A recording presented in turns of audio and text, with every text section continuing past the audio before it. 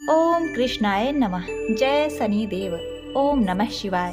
प्रिय भक्तजनों, कहते हैं कि शनि देव में आस्था है तो हर एक मंजिल के लिए रास्ता है। प्रभु शनि देव न्याय और कर्म के देवता माने जाते हैं। इनका एक और नाम है कृष्ण।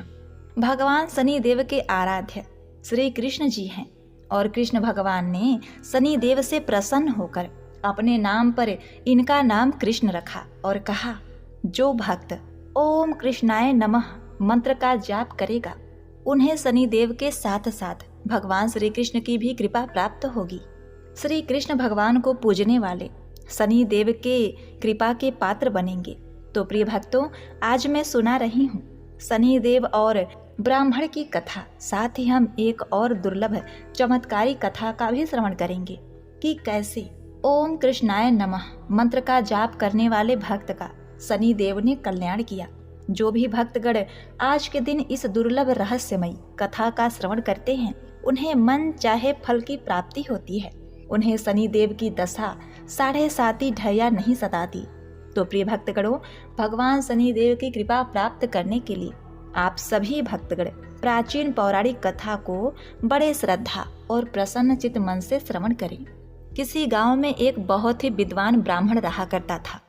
एक दिन रात्रि में उसने सपने में देखा कि एक नीला वस्त्र पहने हुए बहुत ही दिव्य पुरुष उसे कह रहा है कि हे ब्राह्मण देवता, मैं तुझे लगूंगा।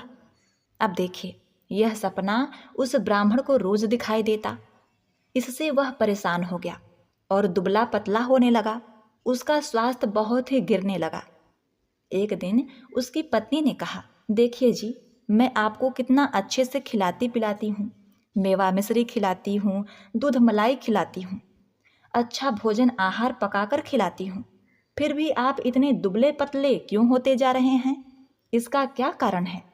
प्रिय भक्तों, उस ब्राह्मण ने अपनी पत्नी से अपना सारा हाल बताया कि मेरे सपने में एक नीले कपड़े पहने हुए बहुत ही दिव्य पुरुष आते हैं। वे मुझे कहते हैं कि हे ब्राह्मण, मैं तुम्हें लगूंगा। अब यही सोचकर मुझे भूख प्यास नहीं लगती, मैं दुबला हो जा रहा हूँ। तब ब्राह्मणी ने कहा, हे पतिदेव, मुझे लगता है कि आपको शनि भगवान दर्शन देते हैं। आपके ऊपर शनि की दशा शुरू होने वाली है, इसीलिए आपको वे सचेत करते हैं। अवश्य ही वे शनि महाराज हैं। अब की बार जब दिखेंगे तो आप उनसे कहिएगा कि आप मुझे सिर्फ 1.25 ही लगिए। प्रिय भक्तगणों, उसी दिन जब रात्रि होती है तो ब्राह्मण फिर से सोता है और उसके सपने में शनि भगवान दर्शन देते हैं और कहते हैं, हे ब्राह्मण, आज मैं तुम्हें लगूंगा। तब ब्राह्मण ने कहा, हे भगवान, यदि आप लगना ही चाहते हैं तो लग जाइए, लेकिन ये बताइए भगवान, आप कितने दिनों के लिए लगोगे? तब शनि देव ने कहा, हे ब्राह्मण, तुम्हारे ऊपर 7.5 शुरू होने वाली है, मैं तुम पर 7.5 साल के लिए लगूंगा। तब ब्राह्मण ने कहा, क्षमा करो भगवान, इतना भारी तो मुझसे झेला नहीं जाएगा, 7.5 साल बहुत है भगवान। तब शनि देव बोले, अच्छा 5 वर्ष के लिए लगूंगा। तब ब्राह्मण ने कहा, शनि महाराज, ये भी मेरे लिए ज़्यादा है। शनि भगवान बोले, तो ठीक है, 2.5 साल का लग जाऊं। ब्राह्मण ने फिर मना कर दिया। तब शनि देव कहने लगे, 1.25 का लगूंगा तो ठीक रहेगा। प्रिय भक्तों, उसे 1.25 की शनि की दशा लग गई। ब्राह्मण ने नींद से उठते ही अपनी पत्नी से कहा, देखो, मेरे 1.25 की शनि की दशा लगी है, सो मैं जंगल जाकर समय बिताऊंगा। तुम मेरे खाने पीने का सारा सामान बांध दो और मेरे पीछे किसी से लड़ना मत, घर में बैठी रहना, बच्चों को भी कहीं मत जाने देना और इस 1.25 में किसी को गाली भी मत सुनाना। ऐसा कहकर ब्राह्मण अपने घर से जंगल की ओर चल दिया। जंगल में ब्राह्मण एक पीपल के पेड़ के नीचे बैठ गया और हनुमान जी का पाठ करने लगा। 1 पहर बीत गया तो ब्राह्मण ने सोचा, बाकी का समय तो रास्ते में ही बीत जाएगा, सो वह वहां से चल दिया। और रास्ते में चलते हुए उसे एक सब्जी मंडी दिखाई दी। उसने सब्जी मंडी में से एक बड़ा सा कद्दू खरीद लिया। कद्दू खरीद के अपने चादर में लपेट करके वहां से चल देता है। तभी रास्ते में शनि महाराज एक साधु का भेष बदलकर उसके पास आते हैं और कहते हैं, तुम्हारे चादर में क्या है? ब्राह्मण ने कहा, हे साधु महाराज, मेरे इस चादर में तो कद्दू है। साधु ने कहा, अच्छा कद्दू है तो दिखाओ। जब ब्राह्मण ने अपना चादर दिखाया तो आश्चर्य, उसमें तो उस राज्य के राजा के बेटे का कटा हुआ सर था। यह देखते ही साधु महाराज, जो कि शनिदेव थे, उस ब्राह्मण को लेकर राज दरबार में पहुंच गए और राजा से कहने लगे, महाराज ये देखिए, ये दुष्ट दुराचारी आपके पुत्र का हत्या करके उसके सर को काट के अपने चादर में लेकर घूम रहा था, इसे आप दंड दीजिए। प्रिय भक्तों, राजा ने जब सुना कि उस ब्राह्मण ने उसके पुत्र को मार दिया है, राजकुमार की हत्या कर दी है, तब राजा बहुत ही क्रोधित हुआ। उसने कहा, मुझे मत दिखाओ, मुझे यह सब कुछ देखा नहीं जाएगा। हे सैनिकों, तुम इसे तुरंत ले जाओ और इसे सूली पर चढ़ा दो। प्रिय भक्तों, जब नगर में यह समाचार मिली कि राजा के पुत्र का सर कट चुका है, एक ब्राह्मण ने उसकी हत्या कर दी है, तो नगर में हाहाकार मच गया और उस ब्राह्मण को सैनिक सूली पर चढ़ाने के लिए ले गए। जब फांसी पर चढ़ाने ही वाले थे, तब जैसा कि नियम होता है, मरने वाले से उसके अंतिम इच्छा को पूछा जाता है, तो सैनिकों ने भी ब्राह्मण के अंतिम इच्छा को पूछा। सैनिकों ने कहा, हे ब्राह्मण, बताओ तुम्हारी अंतिम इच्छा क्या है? प्रिय भक्तगणों, ब्राह्मण ने सोचा कि यदि किसी प्रकार कुछ समय तक के लिए फांसी रुक जाए तो शनि की दशा का 1.25 पहर पूरा हो जाएगा। यह सोचकर उसने कहा, भाई, मैं बचपन से नित्य बालाजी की कथा कहता सुनता आया हूँ, आज मरने से पहले अंतिम बार कथा कह लेने दो। अब क्या था, फांसी देने वाले सैनिकों ने उसकी आखिरी इच्छा पूर्ण होने तक फांसी रोक दी। कहानी कहते कहते 1.25 पहर पूरा हो गया, शनि की दशा खत्म हो गई। अब इधर देखिए, राजा का जो पुत्र था राजकुमार, वह जंगल से शिकार खेलकर वापस राजमहल में आ गया। राजमहल में राजकुमार को देखते ही राजा बड़ा ही प्रसन्न हुआ, लेकिन मन ही मन उसे डर भी लगा। यदि उस निर्दोष ब्राह्मण को फांसी चढ़ा दिया गया होगा तो ब्राह्मण हत्या का दोष लग जाएगा। अब क्या था, राजा ने 2 घुड़सवार को जल्दी से फांसी घर की तरफ दौड़ाया और ब्राह्मण को आदर सहित दरबार में आने का हुक्म दिया।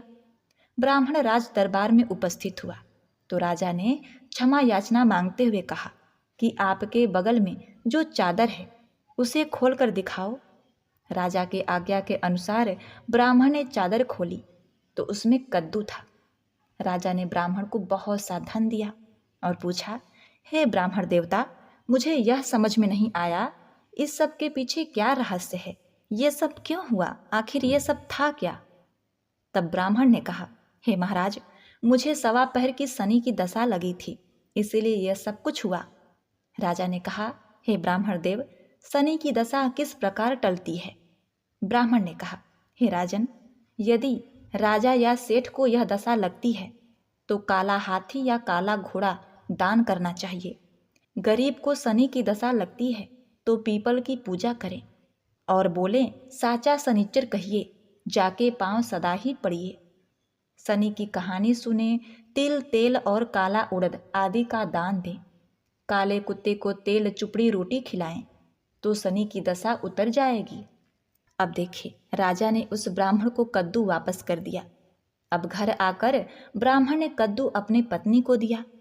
जब उसकी पत्नी ने सब्जी बनाने के लिए उस कद्दू को काटा तो उसके बीजों की जगह हीरे मोती निकलने लगे। ब्राह्मणी ने पूछा, हे पतिदेव, ये सब क्या है? इसमें से हीरे मोती कैसे निकल रहे हैं? इसे कहाँ से लाए हैं आप? तब ब्राह्मण ने कहा, हे प्रिय, जब शनि की दशा लगी थी तो ये कद्दू कुंवर का सर बन गया था, और जब दशा उतरी है तो शनि जी ने कैसे निहाल कर दिया, हमें माला माल कर दिया। हे शनि देवता, जैसे ब्राह्मण को शनि की दशा लगी वैसे किसी को शनि की दशा न लगे। जैसे ब्राह्मण को धन दौलत मिला वैसे सबको धन दौलत मिले।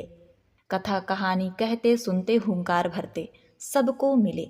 शनि देव ने ध्याऊं, मन इच्छित फल पाऊं। जय शनि देव, हे शनि देव, जय शनि देव। ओम नमः शिवाय। प्रिय भक्तगणों, अब आइए श्रवण करते हैं भगवान शनि देव की दूसरी कथा। यह कथा सुनने से भक्तों को मनवांछित फल की प्राप्ति होती है। नर्मदा नदी के किनारे एक गांव में बहुत ही बड़े साहूकार का परिवार निवास करता था। साहूकार की मृत्यु हो चुकी थी। घर में साहूकारनी तथा उसके 2 बेटे, एक बड़ी बहू थी।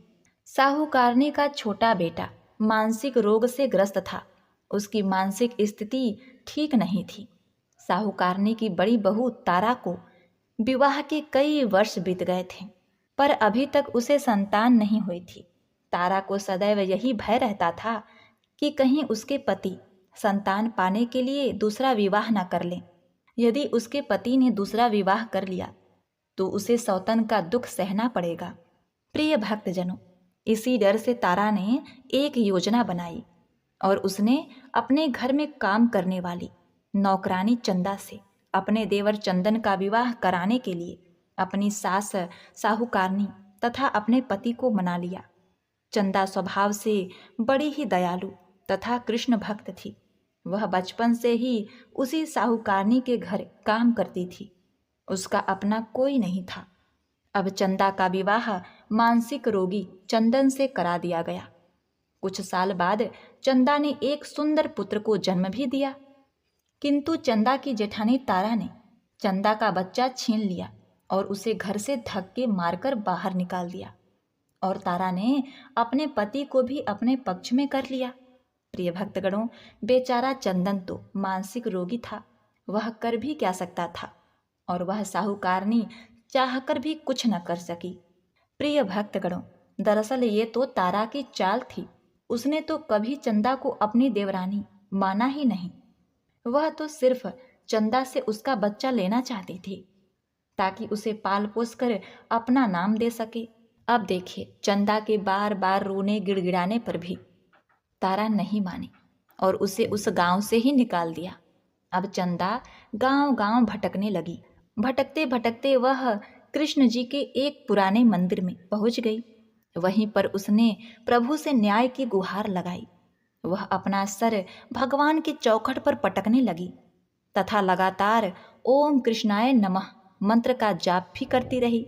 प्रिय भक्तों, उस स्त्री की करुण पुकार न्याय के देवता शनिदेव ने सुनी तथा भगवान श्री कृष्ण के आदेश से तुरंत चंदा के पास उपस्थित हो गए और साधारण मनुष्य का रूप धारण करके उसे अपने आप को कष्ट ना पहुंचाने के लिए कहा और कहा कि हे बहन, तुम भगवान श्री कृष्ण पर विश्वास रखो और ओम कृष्णाय नमः मंत्र का जाप करती रहो। तुम्हारा अवश्य ही कल्याण होगा। तुम्हें जो भी दुख है सब भगवान श्री कृष्ण हर लेंगे और शनिदेव की कृपा से तुम्हारा मंगल होगा। यह सुनकर चंदा भगवान श्री कृष्ण के आराधना में लग जाती है। शनिदेव का ध्यान करते हुए ओम कृष्णाय नमः मंत्र का जाप करने लगी। अब शनिदेव एक साधु का भेष बदलकर साहूकारनी के घर पहुंच गए और अलख निरंजन का अलख जगाने लगे। तब घर से बाहर साहूकारनी निकली और उसने भिक्षा देकर उन्हें प्रणाम किया। तब साधु रूपी शनिदेव ने कहा, हे देवी, मैंने सुना है आपके घर में कोई मानसिक रोगी है। मैंने 7 सालों से हिमालय के जंगलों में भटकते हुए बहुत ही दुर्लभ जड़ी बूटी इकट्ठी की है जो हर प्रकार के रोगों को समाप्त कर देती है। यदि आप कहें तो मैं आपके घर के मरीज को ठीक कर सकता हूँ। प्रिय भक्तों, उस साहूकारनी ने कहा, हे महात्मन, अहो भाग्य जो आप यहाँ पधारें। हाँ महाराज जी, मेरा छोटा बेटा जो कि दिमागी रूप से बीमार है, आप उसे ठीक कर दीजिए। आप जो चाहेंगे मैं वो आपको दूंगी। आइए, घर के अंदर आइए। साहूकारनी ने अपने बेटे चंदन को साधु महाराज को दिखाया, जो अब चंदा के चले जाने से बहुत ही दुखी था। साधु महाराज ने अपने कमंडल से जल निकालकर उसे अभिमंत्रित करके चंदन को पीने के लिए दिया। उस जल को पीते ही चंदन बिल्कुल ठीक हो गया और साधु महाराज ने तारा को भी बहुत समझाया कि वह चंदा का बच्चा उसे वापस कर दे और अपनी गलती को स्वीकार कर ले, किंतु नहीं मानी। वह तो उल्टे ही साधु महाराज को ही डांटने लगी, यहाँ तक कि चंदन के ठीक होने से उससे ईर्ष्या करने लगी। इस बात से रुष्ट होकर भगवान शनिदेव की दशा तारा को लग गई और वह मानसिक रोगी हो गई। उसका एक हाथ लकवा से ग्रस्त हो गया। साधु महात्मा के बताए अनुसार चंदन अपनी पत्नी चंदा को घर ले आया और अपनी पत्नी, बच्चे और माँ के साथ हंसी खुशी जीवन व्यतीत करने लगा। प्रिय भक्तों, तारा को शनिदेव ने उसके कर्मों का फल दिया और चंदा के सिर्फ ओम कृष्णाय नमः मंत्र का जाप करने से उस पर कृपा बरसाई और उसका बच्चा, पति, परिवार वापस मिल गया। उसका पति स्वस्थ हो गया। जय शनिदेव, जय जय शनिदेव, ओम नमः शिवाय। प्रिय भक्तगणों, कथा को समाप्त करने से पहले बहुत ही महत्वपूर्ण जानकारी के विषय में। 7.5 क्या होती है, इससे लोग क्यों डरते हैं? यह सही है कि 7.5 के समय व्यक्ति को कठिनाइयों एवं परेशानियों का सामना करना होता है, किंतु इसमें घबराने वाली बात नहीं है। इसमें कठिनाई और मुश्किल हालात जरूर आते हैं, परंतु इस दौरान व्यक्ति को कामयाबी भी मिलती है। बहुत से व्यक्ति 7.5 के प्रभाव से सफलता की ऊंचाइयों पर पहुंच जाते हैं। 7.5 व्यक्ति को कर्मशील बनाता है और उसे कर्म की ओर ले जाता है। हठी, अभिमानी और कठोर व्यक्तित्व वाले व्यक्ति से यह काफ़ी मेहनत करवाता है। 7.5 के 3 चरण होते हैं। 7.5 का पहला चरण नज़दीकी रिश्तेदारों और जातक को प्रभावित करता है। 7.5 का दूसरा चरण व्यापार और गृहस्थी को प्रभावित करता है। 7.5 का तीसरा चरण बच्चों, परिवार और स्वास्थ्य को प्रभावित करता है। भगवान शनिदेव न्याय के देवता हैं। यह कभी भी किसी को ऐसे ही दंड नहीं देते। यदि दंड देते हैं तो उसे उसके साथ बहुत ही बड़ी शिक्षा भी देते हैं। जैसे एक माता अपने पुत्र के गलती पर उसे दंड देती है उसकी भलाई के लिए, उसे सही मार्ग पर जाने के लिए, ठीक वैसे ही शनिदेव कर्म और न्याय के पथ पर चलने के लिए मनुष्य को दंड देते हैं ताकि वह डर कर आगे ऐसा कार्य न करे और अपने जीवन को सरल और सार्थक बनाए। भगवान शनिदेव तो न्याय की मूर्ति हैं। इनकी पूजा तथा भक्ति करके व्यक्ति धन दौलत से संपन्न हो जाता है, सफलता के नई ऊंचाइयों को छूता है, जीवन में तरक्की करता है, घर में सुख समृद्धि वैभव का आगमन होता है, व्यक्ति का जीवन सुखमय हो जाता है। भगवान शनिदेव को प्रसन्न करने के लिए शनिवार के दिन पीपल के पेड़ के नीचे शाम को दिया अवश्य ही जलाएं और कुत्ते को तेल से चुपड़ी रोटी खिलाएं। शनिवार को जल में तिल डालकर पीपल को जल चढ़ाएं।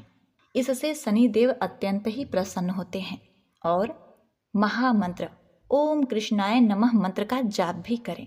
जय शनिदेव, जय जय शनिदेव।